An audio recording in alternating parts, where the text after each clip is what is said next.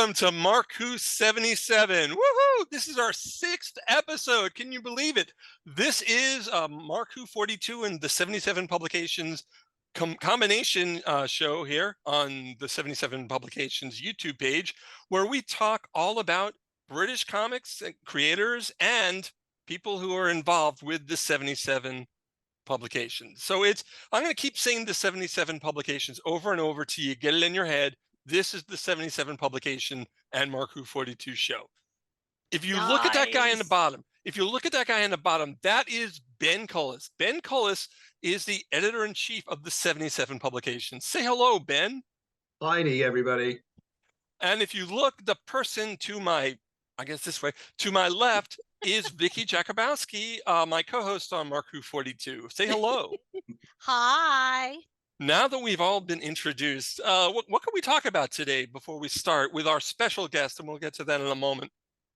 What, no weather? Do you want a weather forecast? I don't want a weather forecast. Let's just run into it. Let's just go into the show. Ben, why don't you do the introduction? Absolutely. It's going to be an absolute pleasure of mine to introduce someone I consider to be a friend, worked with for 4 or 5 years now. He's an absolute hero of mine. I've been reading his work for 50 years. I didn't even know it back in the day. It was his work. He's been the editor of all the comics I've read all my life. And it's a pleasure to introduce Steve MacManus. Whoa, yeah. We've actually had Steve on the show before, but let's bring him on right now. Welcome, Steve. Hi, Mark. Hi. Thank you for inviting me to MarkWHO77, it says. Yep. I hear you have Vicky and Ben with you. Yep, they're right here. They're right here on the screen. We are so glad to have you back. We've had you, twice on MarkWHO42, I think. We've talked, yeah. And now... I still bear the scars. Yeah, and, oh, geez, that's not good. We'll be nicer this time. Yeah. First of all, I want to say congratulations on 50 years of working in the comic industry. Wow. Is that true? Yeah. 1973. Count it. Yeah. 83, 93, 2003. Oh, well, thank you. Yeah. Wow. Yay. And you don't look a day older than 51, so that's good. You started in infancy. Yes. Yes. Well, actually, in the womb, he started writing, but he didn't develop his writing style until he was 1. That's how it works. Okay. Yeah. Okay. Steve, we always start with the hardest question. We like asking the hardest question so that the rest of the show can be an easy ride, no tough ones. All right. Are you ready? Yes. Who is Steve MacManus? He's a 70-year-old man who lives in London, the UK, United Kingdom, and he grew up enjoying comics. But when he got to about the age of 12, he fell in love with an American magazine called Rolling Stone. And so he threw away his British comics and joined the Rock and Roll Society. But then 10 years later, he found himself working on the very same comic that he'd read as a child. And from there on, it was just comics all the way. Very cool. And so you threw them away yourself, the comics, because, a lot of people I've heard get their mothers throw away all their comics. You left that out. You said, Mom, you don't have to throw them out. I'll throw them out for you. But Rolling Stone magazine. Yeah, which had this great intro called Ransom Notes. I thought that was so cool. Launched by Jan Werner, I think his name is. And we read that avidly. We couldn't wait for the next issue, hearing about these strange bands, the Grateful Dead, the Doors, Mothers of Invention. Who was this guy, Frank Zappa? Oh, Frank Zappa's great. I love Frank Zappa. Well, I want to ask Steve about Action Man. I read this that you were paid £10 by IPC to do random death-defying stunts. What were you thinking? I was £10? thinking, well, back then that was good money. I think that was, I don't know. For some of if the I was things you being did, I'm paid, not sure that was good enough money. well, you know what they say, Vicky, the young have no fear. Yes. What were some of the things you did as Action Man? Yeah, If do I may you so remember any? ask. Because I've seen a list. Yeah, Oh, yeah. gosh. What kind of? Do you What remember did you what do? you Do did? you remember anything? Sure I do. I've got photos to prove it. Okay. Okay, so going to the circus, you know, trying to be Burt Lancaster, going up in a hot air balloon, that was nice. Going down in the sewers, that wasn't so nice. Riding a very powerful motorbike, which actually I didn't ride. The editor, Kelvin Gosnell, rode it, but they posed me on it. Yeah. Because I couldn't drive or ride. So yeah. Did you still get paid the same amount, because even though you did not actually do the stunt yourself? Now that's the way to do it. Yeah, you should have done that with all your ones. Yeah, just wrote something, let someone else go up there. Well, that's what I did. I had to write a piece to accompany the photos. But it was, happy days. My dad wasn't too happy though. He having spent, and my mum, all their lives raising me, and here I was, chucking, doing death-defying stunts. But you lived, so it's all good, that's right? good. Yeah, and if you it live through started your death-defying career. stunts, it doesn't matter anymore. So correct. I think that Action Man was the first step of you becoming Tharg, because you had to, someone else. You were playing someone else. Yeah, Action Man. Yeah, it was a separate me, as they say. And then, so when Tharg came along, that was easy. I didn't have to do anything dramatic. But did just you in ever, a suit. Did you ever resent having to become Tharg? Because I know you were working on Starlord, and then they folded it, and did you ever not want to be Tharg when you came into it? Oh no. Being Tharg was well, in that sense of wearing the suit and the mask was great fun. Oh. Yeah, it was great fun. Yeah, no, I wouldn't resent that. No. All right. Okay, I have another question for you relating to 2000 AD and Tharg. Okay, so you were the editor from 1979 to 1986, and then became the managing editor. But what were your daily duties as the editor, as Tharg? What was a typical day like in the old? Well, the job was seen each as a week. Came in on the Monday, and by the Friday you had to have 32 pages to go to the printer. So that's how the job was. That is a short turnaround. Well, so yeah, no one could do that. So what you did was you had about 6 different issues going at the same time. Yeah. So that it became a conveyor belt, and you just had to check that would work. With a staff of 3 permanent in the office, and then a stable of freelance writers and artists that was perhaps maybe 30, 40 people you could call on or ring you with an idea. But I was thinking the other day that what came on top of that was you had to each year produce an annual, 96 pages, a summer special, 64 pages. And then they said they want to do the best of 2000 reprint each month. And then Judge Dredd appeared in the newspapers. And then we did dummies for other It was crazy. I've got a touch of hay fever. That's why I'm a bit. It's all good. It's all good. It's that time of year. Okay. Yeah. Can I ask you yeah. about the Daily Dreads, Steve? Because it may well segue into an artist that we'll be talking about shortly. Now, I can't recall the order, and I don't mean to put anyone on the spot, but I have a recollection that obviously, let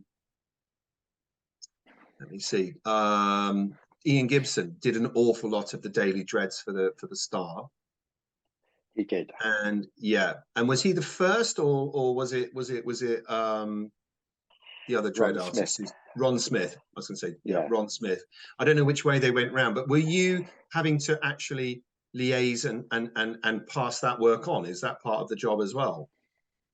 Yeah, in fact, that was done by at the time the sub-editor or assistant editor Richard Burton,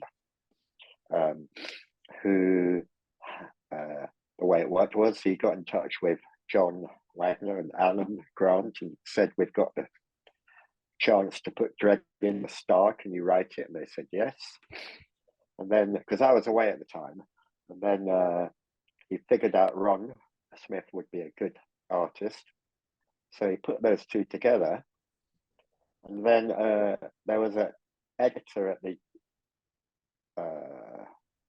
newspaper. Which one was it? The Star, wasn't it? Yeah.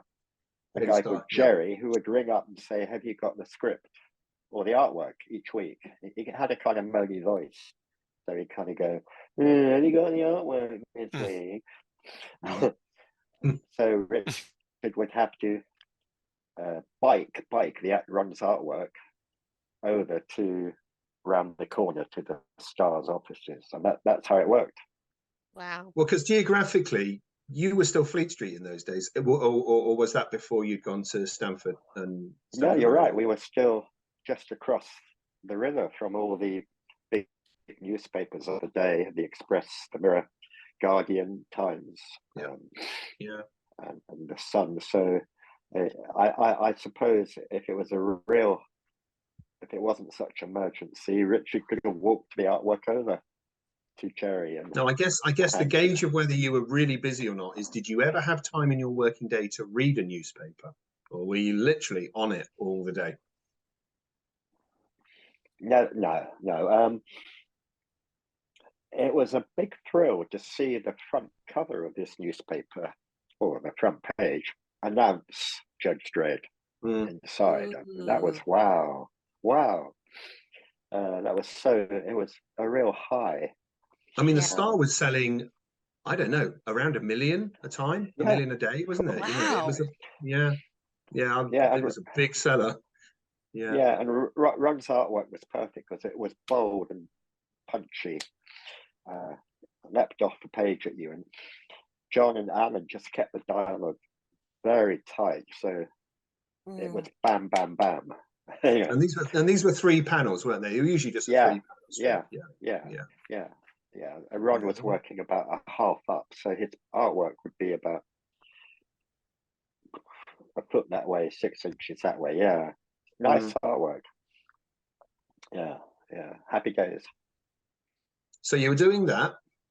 You said the summer special, the annual, the bests of, which was a monthly, and then at the end of your tenure, when you left in '86, then Crisis and Revolver, and then Judge Dredd Megazine. So quite a list of titles.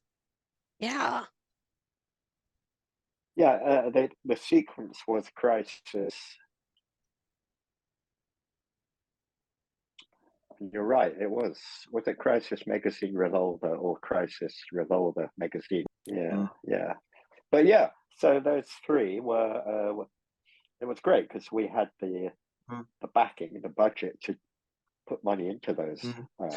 And you also saw the launch of several annuals as well, didn't you? Because of course, Judge Dredd Annual was a new title, and those early ones weren't the same as the standard fare, were they? They were all pretty much all commissioned pieces, weren't they? In those early Judge Dredd Annuals.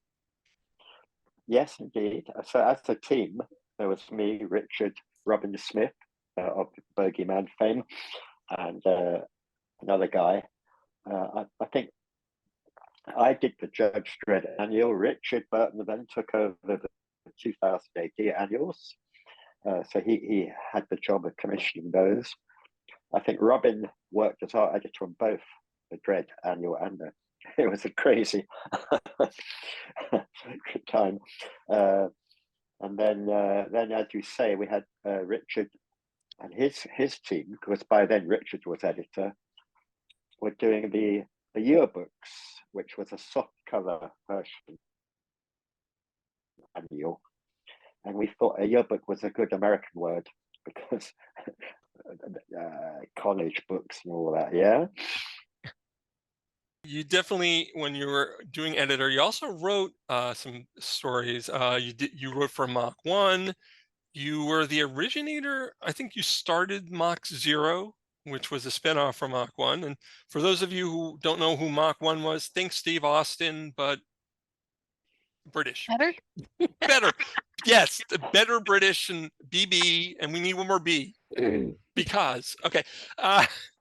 You did the VCs, and what I love is that you worked with Jerry Finley Day to create Rogue Trooper, and that's a very long-running character. In fact, it's back. He's back.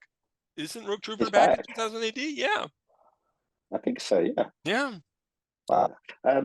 I didn't know this was going to be all about me. I feel quite. Oh, we love talking about you, Steve. This is important. This is all about you. It's all you. Oh, if you look it's at okay to occasionally have it be about you. If you look down on the description of the video that people are watching down there, they can see it's Steve MacManus. So it's all about you, Steve. Oh, wow. Okay, well, we can move forward a little bit. That's fine. Let's move forward. Yeah, absolutely. Yeah. So I've introduced you, Steve, and said I had the pleasure of currently obviously working with you. We've commissioned Blazer now, and we've talked about Blazer 4 coming along, and we've got plans about that, and we meet up various times of the year at conventions and such like. But you've very kindly helped us write. I wouldn't say it's an essay, but it's a piece on Ian Gibson, who we've been discussing the last few weeks as well. And I can say, actually, I can report Ian's back at home now. We're hopeful that basically he is somewhat better. The guys from 77, we're going to go down and see him in a couple of weeks. Show him well, he's going to have to give us his say so that it's okay that we can go ahead with the print proof copy of Lifeboat. So that's thoroughly something we're all really looking forward to. And obviously, I know Ian had been in with 2000 before you were in the office there. But obviously, that you were involved pretty fundamentally with the commissioning of one of the most famous bits of British, fictional comic work in the last 40, 50 years, which is Halo Jones, a ballad of Halo Jones by Alan Moore and Ian Gibson. I just, again, it's not about you. Then you can talk about them. So just wondered what your recollections were about those days, setting it up, what it was like when it appeared, and your how you helped steer it all the way it went through books 1, 2, and 3.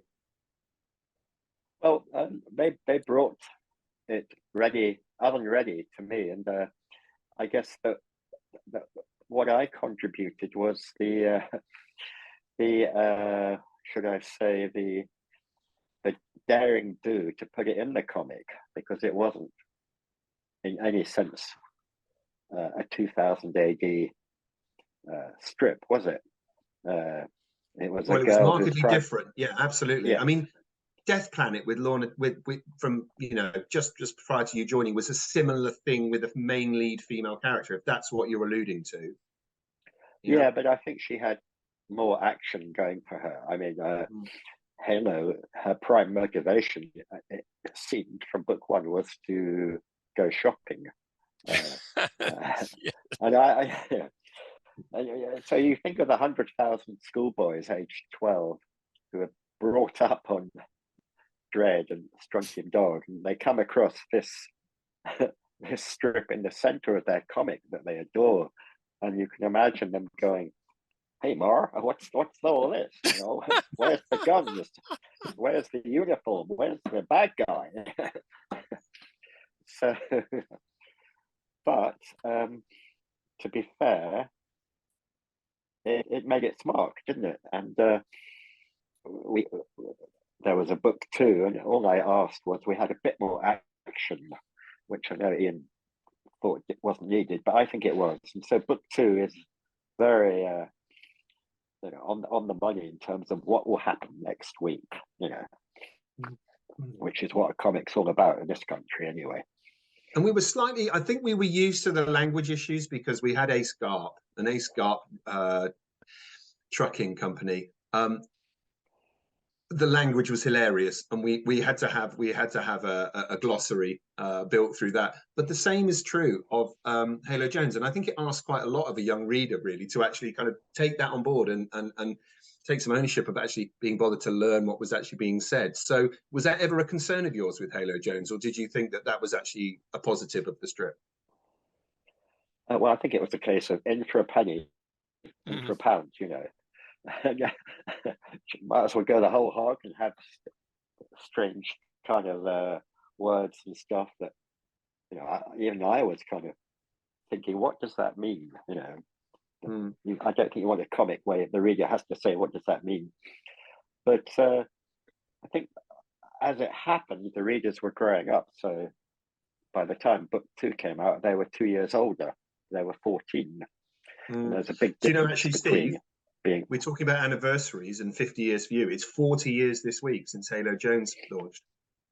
Wow. Is it? Let me. Yep. 40, Yeah, I guess it is. Yeah. 83. Yeah, 83 wow. She came out. Prog 376, I think it was. And the front cover, we'll put it up, has got a lovely. It's got a lovely strap line at the top there, mate. It's about hula hoops or some crisps, as always. How to the reality of running a comic is the commercial sense that you have to tie it in with some free thing that is, some of the greatest covers ever have something to do with an Atari computer game. Yes. You're right. KP Skips. It was right. KP Skips. Promotion corn cocktail flavor. Steve, come on, you got to remember that. It was across all the comics. So in the stable. So imagine DC, every DC comic, from Batman to Green Lantern, having to have at the top, hey guys, get some bubble gum here. I know. I mean, my favorite comic is Prog 113, which was, you also commissioned. It was not commissioned, apologies.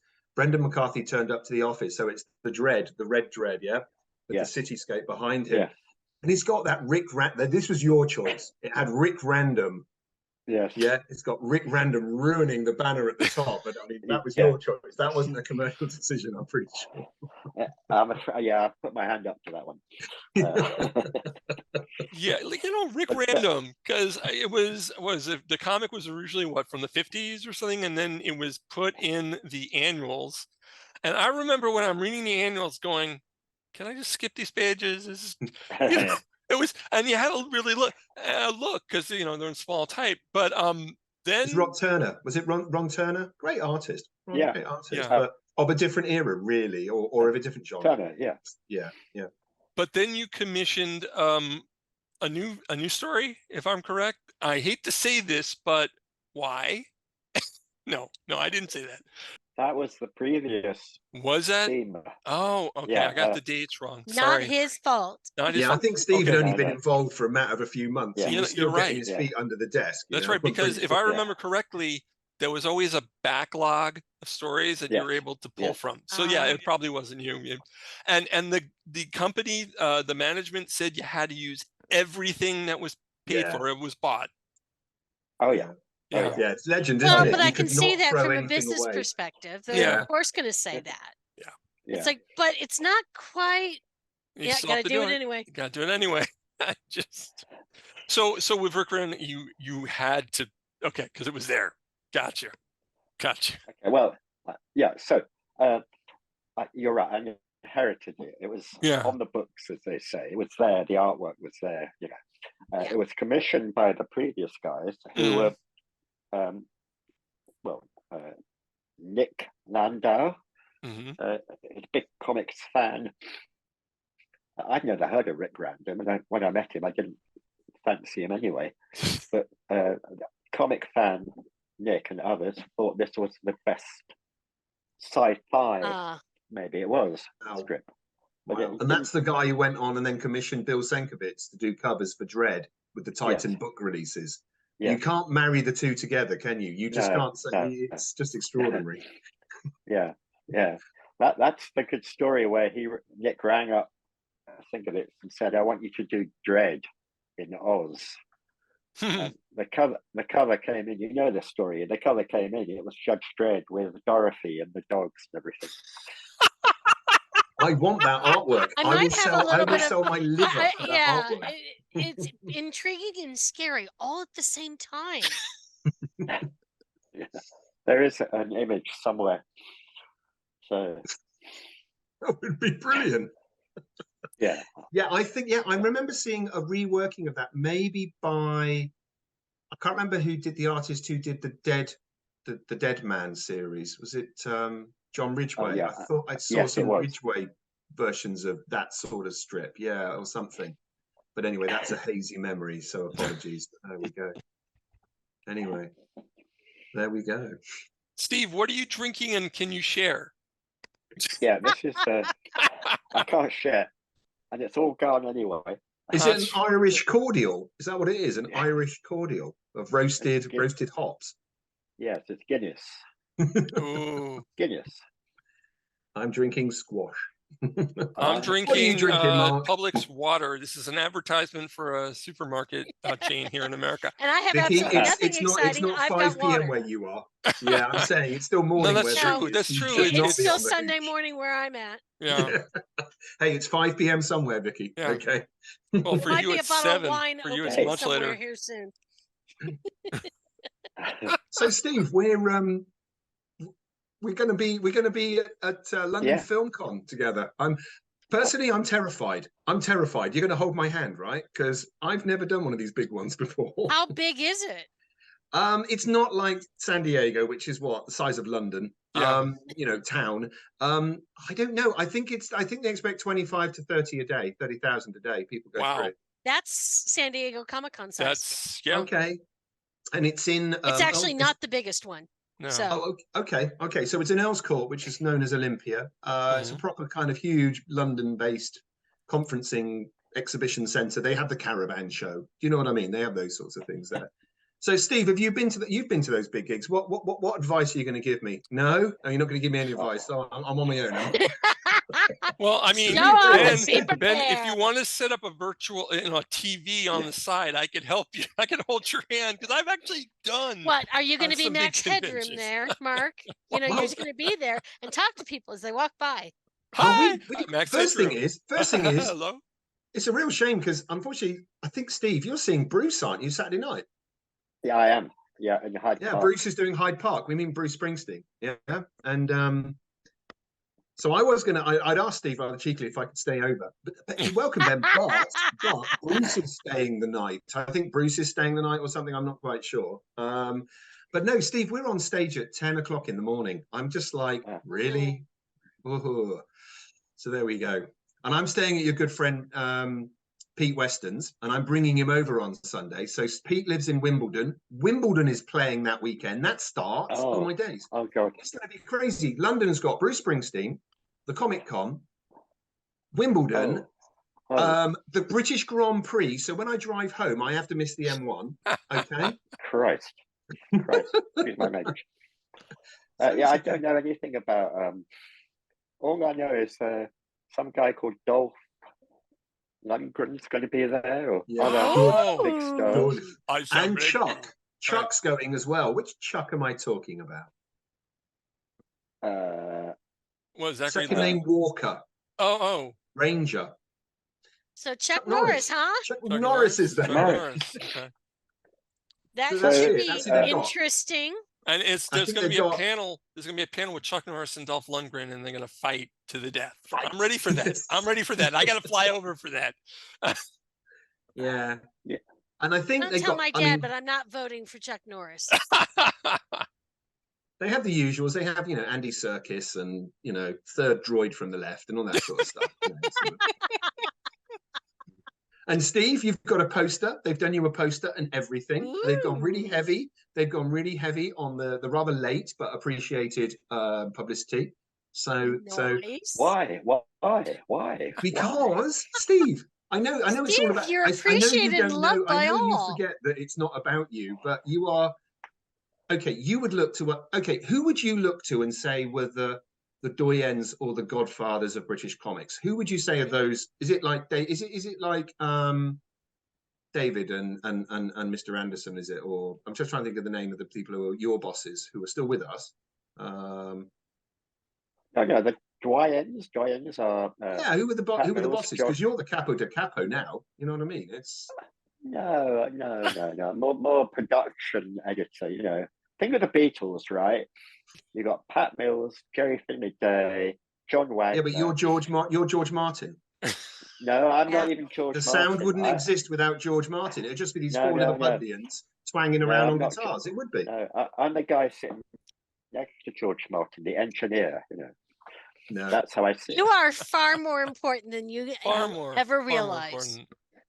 Well, that's what the guy from London Film Comic Con said to me. As soon as he knew you were coming, he said, "Why didn't you tell us before?" And I was like, "Well, he's our guest." Yeah, he just thought, oh, it's just Ben. It's just Ben. For heaven's sakes, what have you got me into, Ben? I don't know. There's going to be palm leaves.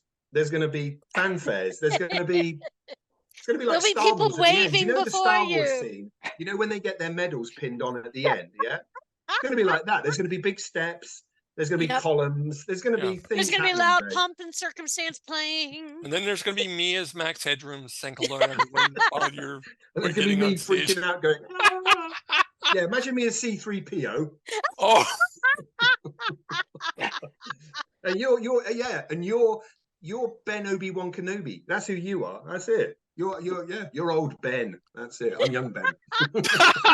Oh, sorry. I think Steve might be not wanting to come on Sunday now. He's thinking so hard, how is he going to get out of this? Bye, everyone. We'll see you. No. Anyway, your friend Pete's going, so you have to be there to meet Pete. You have to be Come on, you've got to be there to meet Pete. All right. Pete and I have done such a great strip for the annual. Tell us more about that. Yeah, thanks. I'm going to see it in flesh. Pete's going to show me some panels, but tell everybody. So on American TV, there's a very popular show called Yellow Jackets. You guys know it? What's it called? Yellow Jackets. Yellow Jackets. That's it's on. Yes, I know it. I haven't watched it, but I've heard of it. I haven't watched it. Okay, so it's not popular. Steve, we'll find some Americans who have watched it. Don't worry. Popular. It is popular. It is very popular. It's just I'm on the fence. Okay. I got too much to watch. Same here, Mark. I know, but that is basically a revamp of Lord of the Flies. Yeah. Yep. But with women instead of boys. Yeah. Girls instead of boys. In this book, 2 years before they came up with the idea, I mentioned a similar idea where two separate schools crash, and they're coming back from a lacrosse tournament. So that's what Peter is drawing now. He's very excited by it. You're saying it's girls only, Steve? Yeah. Okay, on a desert island. So it sounds like they stole the idea from you, kind of like what happened back in the day with Hardware. It was, exactly. Yeah, I think it's the same people doing this. It's the same people.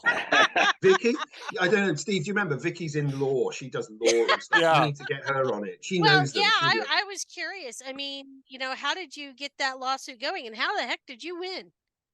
I mean, I'm glad you won. Yeah. But I mean, that must have been really frustrating. We won because we were owned by a guy called Robert Maxwell, who was a big cheese in town, and they didn't want to go up against him. So they settled. Well, good. That's excellent. Although Within- I heard that the monetary award was a little tiny. Yeah, Yeah, I yeah, heard it was something. about $1,500 for me and for Kevin O'Neill, R.I.P. The Ben, same. I thought you said a pound, Ben. What's this? Well, 1,500. that's what Wait a Steve. minute. That's what Steve told the tax. I mean, come on. I don't know. Shh, don't tell the All taxman right, anything. sorry, don't tell the tax. Oh God, no. Don't tell the taxman. No. No, but you got your credits as well, and that was something which Yeah. was, Jude. Was it Jude? Wasn't it? Come on, let's be honest with you. Jude to you. Yeah. Yeah. Yeah, it's at the end of the movie. Up it comes. I remember John Wagner saying he took his kids to see the Judge Dredd premiere, and Mhm. they were going, "Well, where's your big name and lights?" Oh, Right at the end, it comes up at the end. About 6 point, based on Yeah. an idea by John Wagner and Carlos Esquerra, but it was there. And he's got a brother in America, John, and the brother's son bet another kid that his uncle, i.e. John, his name would be on a poster down at the mall. And the kid said, "No way." They took him down the mall, and there was the poster for Judge Dredd, Stallone, and right at the bottom was tiny. That one. okay. Here, get the magnifying glass out. Yeah. Yeah. That's what you do for Rick Random when you're trying to read the. So Look in the talking annual of names with the and the microphone. size. So Steve, your name appears up there. Okay. I On the see Blazer it. banner. I see it totally. Yeah. So we've got a new Blazer coming out. You said Pete and you are Woo. working with the 77 annual number Yeah. 2. Very kindly working on that. We're working on Blazer 4. Now there was quite a big move. I was caught unawares, and it often happened. Staff would turn up to work, and suddenly you got a whole bunch of new people in the office because, of course, a comic got closed down. Blazer has had to. I'm going to have to get rid of this banner. I'm going to have to change everything because Blazer, of course, has been merged with Frightful. Yes. Are there any surprises in store with Blazer 4 that I should know about? Because I am the publisher, but I'm last to know. So, But they don't tell you nothing. no, I don't know. It's up to Steve now. He's in control of this universe. He's getting his own back, basically. 3 origin stories, because people love origin stories, don't they? We got 2 something else and 1 extinction event. An Ooh. extinction event. No. All the- in this do- for heaven's the sake. tink- What more do you want for 5 quid? I Do know. Do the Tinklers get in the end of the world thing? Do they all get killed off? Is that the extinction? I don't think the Tinklers. And the Tinklers saw that their arc has kind of Well, ended. But Yeah. okay. yeah. Derringers they're and very Son. big- Yeah, they're still in it. And, Good.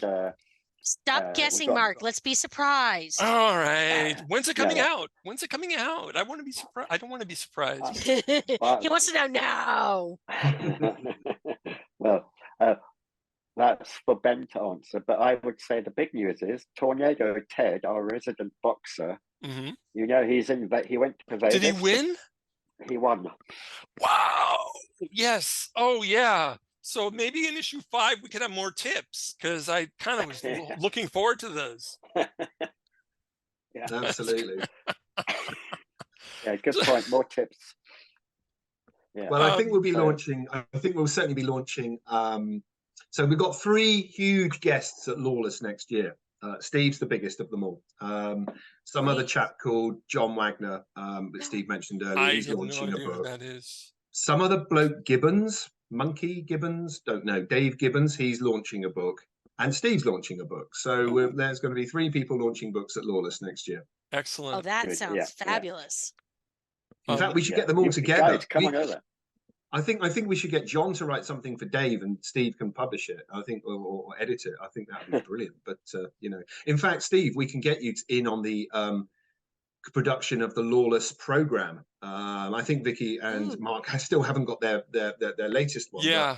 We get guest artists in, so maybe we could get a guest. You and Steve Bull. You could be his guest editor. You could help him do that. So Yeah, I'm happy. that would be fun. So we do it as a fundraiser, and we sell other ones as well. But yeah, I mean, we've had some great artists doing it, and who knows? Some people who you may have first given gigs to, Steve, may well be coming. Not next year. I think we're working on Liam Sharp in the event after. Did you give Liam a gig? Was he one of yours? I think so. Yeah, I Greg do very much Staples? so. Yeah, Greg. Yeah. A whole bunch of them turned up in the office and with their artwork, and yeah, we just said, yeah, come on. Maybe you should invite Mark and Vicky over as rolling correspondents. There you go. Absolutely. Yeah. Yeah. But we'll have Mark there as a talking head in a Well, we are. moment. Yeah, we've been talking about that. I remember we had the conversation not only 5-10 minutes ago. Yeah. So, Steve, coming back to London. Yes. I hope you're on good terms with this person. I'm going to be all weekend next to Simon Bisley. He's got the table next to us. Oh, wow. So Yep. I don't know what he's going to be like first thing in the morning. Wow. I know. Simon's So you and him wow. can chat about the old days on Sunday. You can catch up and chat Sundays. Yeah, we're fine. Me and Simon, we're fine. Yeah. Because he must have been a kid when you first got hold of his work, yeah? He did ABC Warriors. He did a poster, Joe Pineapples, wasn't it? That very famous sideways shot, Yeah, it was definitely Pat who found him, but I rang Simon up. I rang Simon up and I said, "What are you going to ink this with?" Because he'd done some pencils. He said, "Well, I don't know." And it was so kind of like, I was expecting him to say something very precise, a sable 2-point brush or a rotring pen. He said, "I've no idea, mate." He said, "I've got a can of paint outside, I'll use that." And I thought, oh, here we go. Brilliant. I went down to his house to see him, and outside the front door, all this washing. And I said, "What's that?" He said, "Oh, my partner's chucked it out because I haven't done it." It's just chaos. I think he bought the Batmobile, didn't he? And that's that famous photo that Stephen Cook took of him. That was the Batmobile. He bought that. Nice. Yeah, well, yeah, you can hear the taxman saying, the accountant saying, "You need a company car." "No worries, mate. Let's spend $60,000. Well, what's a better company car than that? Yeah. So, oh dear. Well, we won't get a look in now. They'll all be queuing for Simon. No. Don't worry. We'll be fine. We'll be fine, mate. It'll be good. It's to our advantage. I think that some people might want to come watch you too. Yeah. Vicky. Yeah, I have a question, and kind of so Frightful magazine folded into Blazer, okay? Yes. And when you were on Starlord as sub-editor, it folded into 2000 AD. Can you tell us exactly what the three, and I can't remember the other words, the 3 words. Yeah, I don't use those words, but what they say, it was the company policy was, here they come, hatch, I create the comic, match, I emerge, and then dispatch, I kill, hatch, Okay. match, dispatch, which I can see that, yeah, but we're having fun with Blazer, aren't we, Steve? We're kind of doing it speeded up in terms of the history of a comic and its life cycle. Right, but I was just talking about the concept, why they did something like that. What was the idea? Well, I think there wasn't a need to begin with, because comics were you could bring out anything new and it would be very successful. There was a hunger in the readership. They'll buy anything. But as no, seriously, but as the economy contracted and the 70s came along and people stopped reading comics, they had to find a way to keep the circulation up. And the way to do that was to combine 2 comics. So if 2 were doing 50,000 each, you combine them and maybe have 75,000. Yeah. Forget about it for a year. I don't think anyone in the hierarchy thought more beyond a year. Wow. Hence the kind of, as Pat would say hatch, match, and dispatch. Very So kind of off the wall stuff. I've often thought this, and I get that notion when you read your because SheerGlam is a novel. Okay, it is a novel, but when we read your biography, which is The Nerve Center, My Life in the Nerve Center, yeah, Great book, by the way. I get the feeling there, and it's a subtext, although it probably is there in the open, and I've just, over a few years since I've read it, clouded a little bit. My feeling is that actually you being the editor of 2000 AD for all that time, in some ways, meant that you weren't able to follow what you wanted to do as your career progression. Because I always thought that you felt, and certainly it's broached on, that the women's magazines and stuff and those other types of lifestyle magazines were seen certainly within the industry as, oh, they're the ones up the rung. The kids' comics are down there, and those science fiction ones were the bottom of the pile. Kind of, yeah. Yeah, it's true. If only because to get on a women's magazine, you'd meet lots of women who worked on it. You know, you see them in the canteen, queue up behind them, and they go, "Oh, how can I get to chat this person up?" The only way, I guess, is to, join the magazine. We had John Wagner and Robin Smith on a few weeks ago, and they said exactly the same thing. In that, occasionally someone would come down from a woman's comic to second an artist, or some lowlife would take them upstairs for a few weeks, and then come back down all kind of like, I've seen the light. It's upstairs. It's amazing. They've got windows, and they get tea brought on a trolley and things. It's amazing. Yeah. And Steve, can we mention, I only know it is SheerGlam Conspiracy 2. Would you give us, please, an exclusive insight into the next chapter of the SheerGlam Conspiracy? Because I hear that it's possibly going to be happening soon, and I think we'd all be fascinated to know more. Okay, well, here you go. Exclusive worldwide. The next edition will be set at a comic convention, and there will be a murder. Yes. And we will. So you can imagine, it's a. And it's a simple idea, but you're going to have the characters. It's Death on the Nile, but you're going to have the. Think of all the characters there. There's the comic fan. There's the writer, the artist, the publisher, like Ben. Someone bearing a grudge. Oh, those artists or ex-editors bearing grudges. It's going to be brilliant. Grudges in the comic book industry? What? Now you brought up publishers like Ben, and we had a little discussion before all this. And is Ben the person you're killing in the book? Is that what we're doing? We're killing Ben off. Yeah. Well, Banksy's already been thrown off a building. My character in 77 Annual. Yeah. We had a little bit of a issue with someone saying that we weren't allowed to use his likeness anymore, and I'm like, hang on, it's me. So we threw him off a building, and that was end of. It was the most pleasurable thing I've ever done, was kill myself. It was great. It was great. So Steve, feel free, but there must be much more worthy victims. Yeah, I can't wait.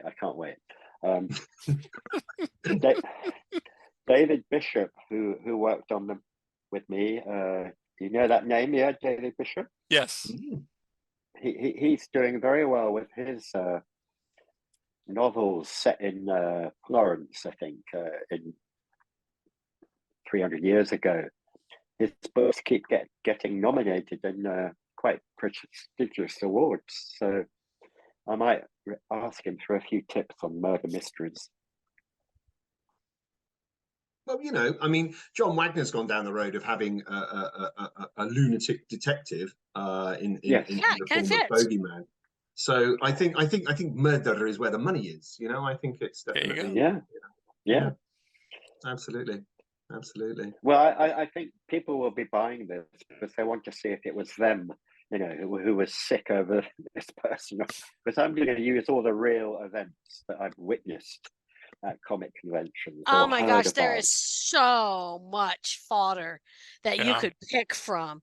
I've only been to 7 or 8 of them. maybe 10.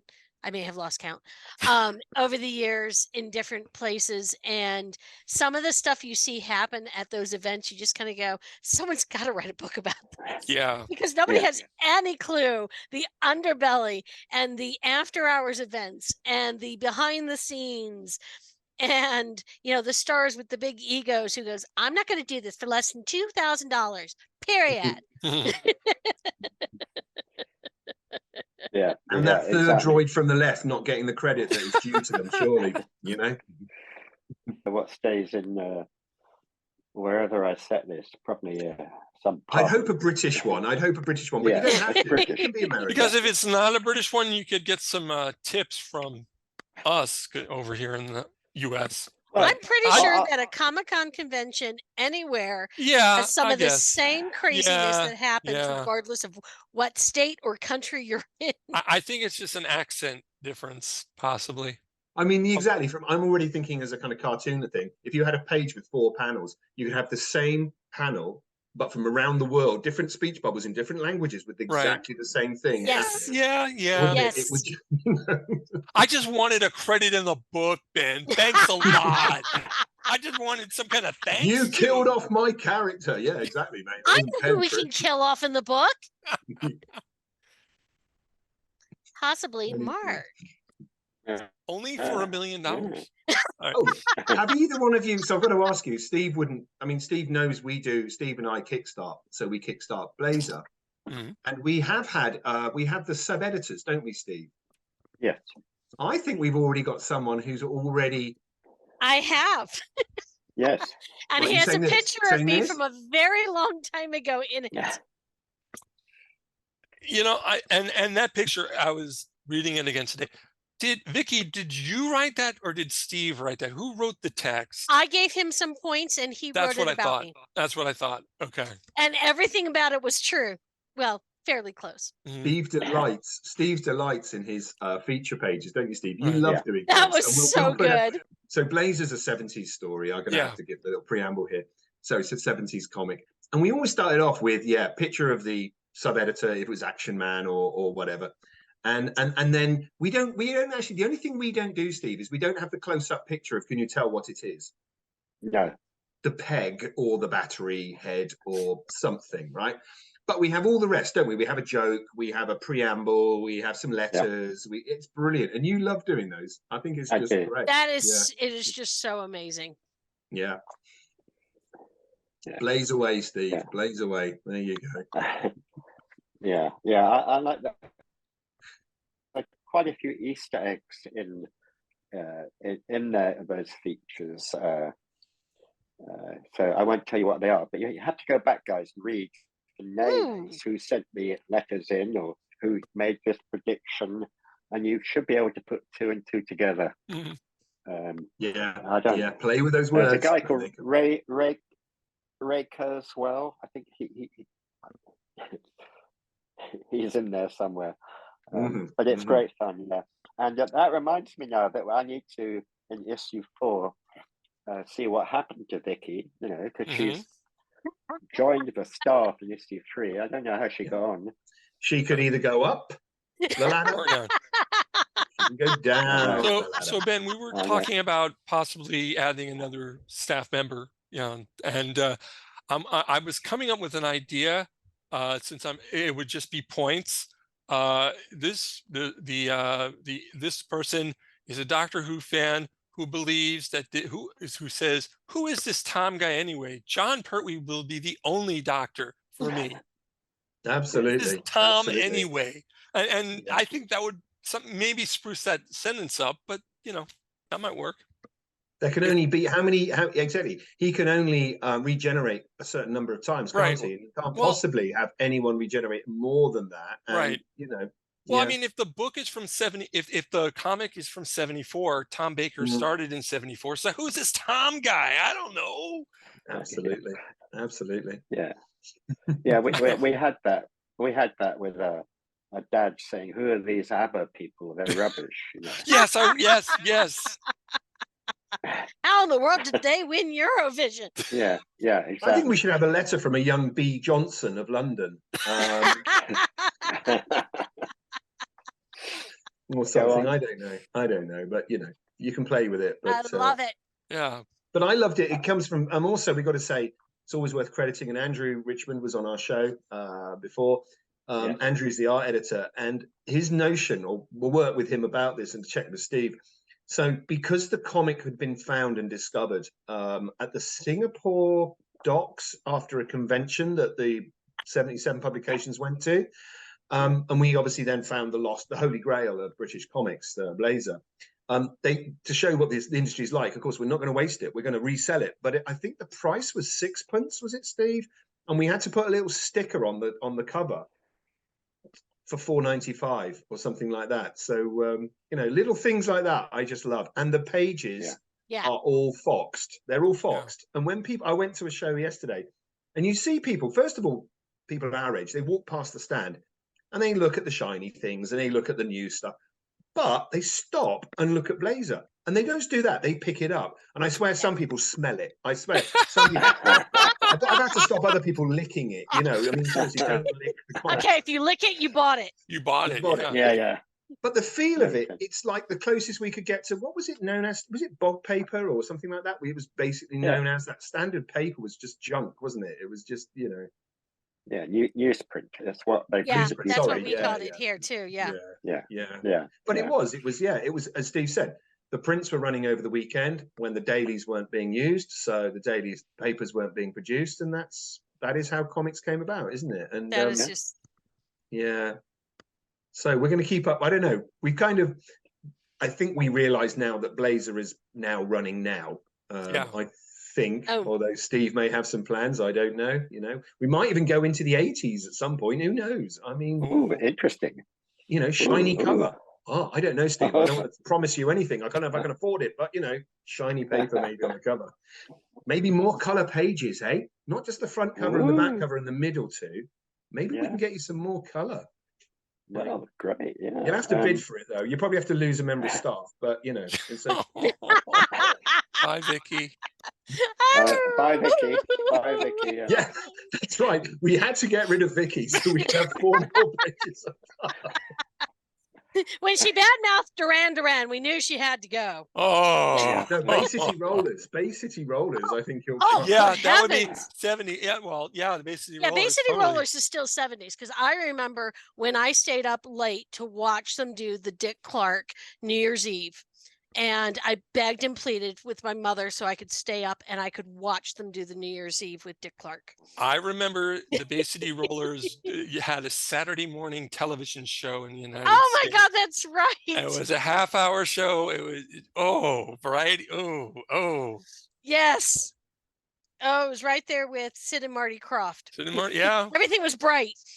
You see how our cousins across the water have been scarred by our culture, Steve, don't you? They've been... Hey, I loved it. It was as a kid. It was great. I religiously watched it, and I think totally vice made my versa. son I mean, watch it. the kids of my age, we loved the banana splits. Banana splits, yes. You know, Hanna-Barbera cartoons, those sort of things. Yes. Now, there's definitely some things that you watch it now and you go, did we really get that back then? Hong Kong Phooey was a big Hong Kong Phooey with Scatman Crothers. That was a great show. I love that show. I actually have a DVD set of all the Hong Kong Phooeys. Yeah. Wow. And the Perils of Pauline. Perils of Pauline. Does anyone want to watch Snagglepuss? Exit Steve. Well, I guess I was right. Hey Steve, at least we're not talking about you now. Honestly, yeah, we took We took a left turn. Steve, what were your favorite television shows when you were growing up? They didn't have television.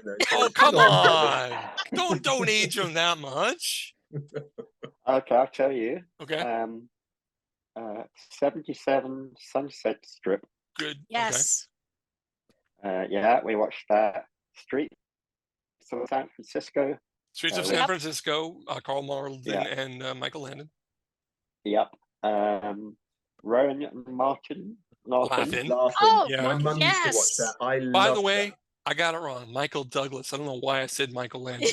Anyone that was on me, you don't have to write the letters anymore. Michael Douglas. All right. Didn't see the Back to Okay, the actual- so show. the big American shows which I grew up on and really loved.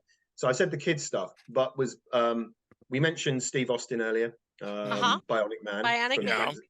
Friends, and Space 1999. Although that was British, right? That was British. That was Space 1999 was British. It was British, but I always Yeah. felt it was an American show because it must have obviously Martin Koenig and an American cast, or was right. it a Well, it was an international cast. Mid-Atlantic? It was an international cast. It wasn't just American and British. And they did bring for the second season Fred Freelands, or whatever his name is, who did the third season of Star Trek, which destroyed Star Trek, and he also destroyed Space 1999. Yeah, Fred, I can't remember his name. That you can write in, folks, and let us know. Reiterberg, I don't know. So, Steve, I'm going to ask you: was Mac 1 based on the Bionic Man? Oh, There were yeah, stickers. There were stickers, weren't there? I remember all of that stuff. You know, what do you think? Yeah, that was Pat. You know, taking a popular film TV and putting it in the comic. So Steve Austin, and worked very well. But thinking of TV, coming back to Mark, Whirlyburgs. Do you remember that American show? Oh Yeah. Because I'm talking about 1958, maybe here. Mm-hmm. But then all the great New York cop shows. yeah. I always think of like Kojak, Dragnet. maybe. Kojak was. Kojak. Yeah, Kojak Kojak was in New York. Yeah. But doesn't end in the word clue. I think this one was set in Chicago, actually. But yeah, so thank you very much. The for all those Untouchables. great TV shows. I don't know. Can I talk about the another Untouchables strip? was the 40s. If it's okay, can I talk another strip about 2000 AD, which kind of jumped the gun a little bit? And I was reading just the background on it. I've got a new version or a reprint of Skiz, the Alan Moore and Jim Bakey strip, and that just came out prior to ET. Yes. And it's a unique story, and it's brilliant. And I've just reread it, and I didn't read the later books. I'd stopped reading pretty much, Steve, when you went in disgust. I stopped by 2000 AD. I was disgusted the way they treated you as a kid at 24 years old. That's it. I'm not reading that stuff anymore. I go on to DC, Vertigo, and all that. But no, Skiz apparently came back in 2 other books or 3 books, and it's equally good. Jim took up the mantle and wrote more strips, which were just brilliant, absolutely brilliant. I was very fond of Skiz. The book 1 by Alan and Jim was great. It down to earth, essentially. Although there's a well, wasn't it one of the first strips based? Yeah, it had a comic series based in Birmingham, which is unique in itself, wasn't it? Why would they do this in this town? Yeah, yeah. It worked very, very, very well. I really thought that was great. I mean, quite kind of derivative of Boys from the Black stuff and stuff, but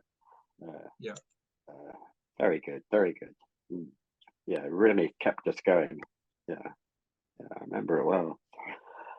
What's this? Is it? Oh god, this TV show. It's one of the most famous American TV shows. Christ. Describe it again. Maybe it'll. Yeah, maybe I've got the. It has the prosecutor, and he's the police captain's going out with the prosecutor. There's a guy called Dog Breath. He's always growling at people. And then there's the black guy and his partner. That's what is it called there? Hill Street. Well, not Starsky and all that lot. No, not Starsky and Hutch. No. Hill Street Blues? Is that? That's it. Was that? Oh, Yeah. oh, wow! I got it. What do I win? I win something. Yeah. Well, you might posted the theme tune. That's it. Yeah. I was coming up with this song. I was thinking of playing at the beginning to George Harrison's "When We Were Fab." Tharg, do long time ago when he was Tharg, but I went against it. I went against making. Oh no, we're doing it. No, we'll do it. We'll do it. We'll put it in the We'll do it. post. Okay. Yeah. It's on the show, folks. Yeah, I thought that was so well written, wasn't it? Hill Street Blues. I mean, the pathos. Yeah. And There was one that amused me. It was a bit old for me. I was very young at the time. This guy never finished building his house in the desert. Petrocelli. Do you remember him? Oh, Petrocelli. He was like a private eye or something. And the show always started. The credit titles were always him leaving the shack he was building and then going back to it at the end of it. And this guy never finished building his house. It was just, I don't know. That's all I remember about it. It was, and he had a great name, Petrocelli, and that was it. So, did you ever watch Columbo? Yes. Okay, so I'm going to give, and this is a suggestion for everyone listening or watching rather. If you like Columbo, go and watch Poker Face. It is basically it is basically an homage. It is so much like the credits. The font they use on the credits is the 70s everything about it TV show, and it's basically the main character is a female Columbo, and it just works. It's very funny, really good. and the stories are well written. That's Mark. I was really sad when I got to the last one. One more thing. Yeah, it's got that great actress in it who was in Russian Dolls.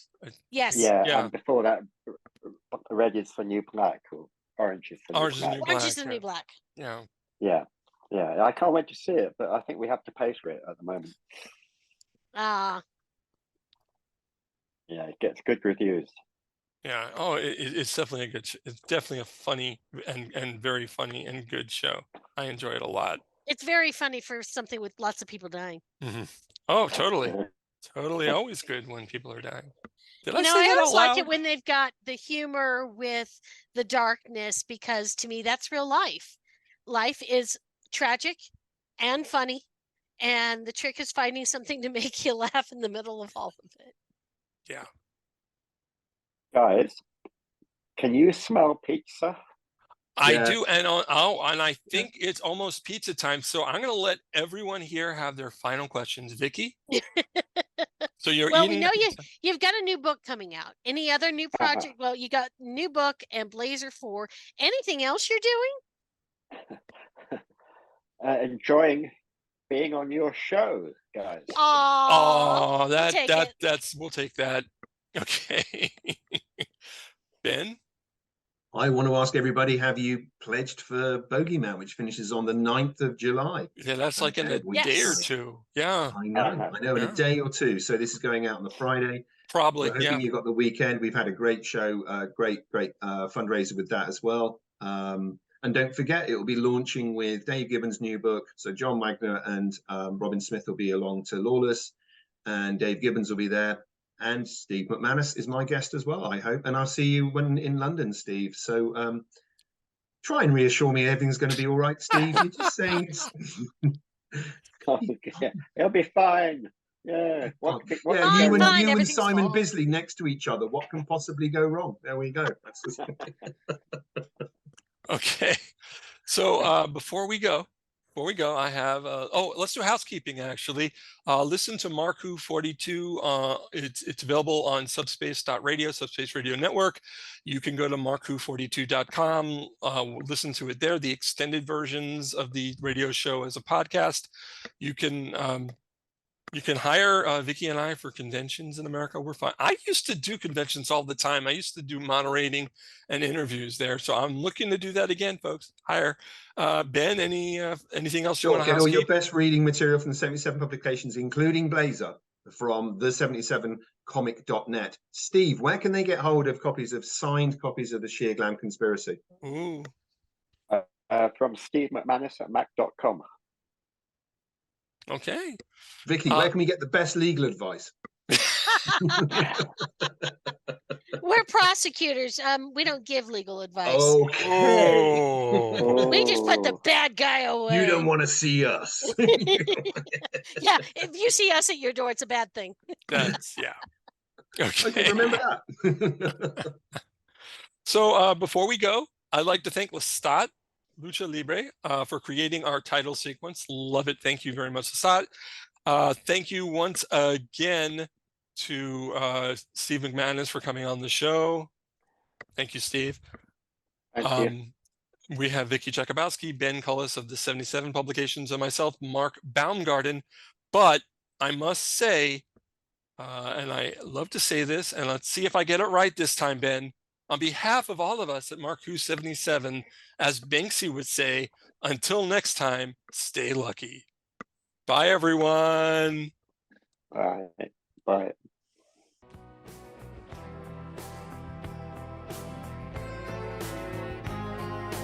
Mark, long time ago when he was Targ.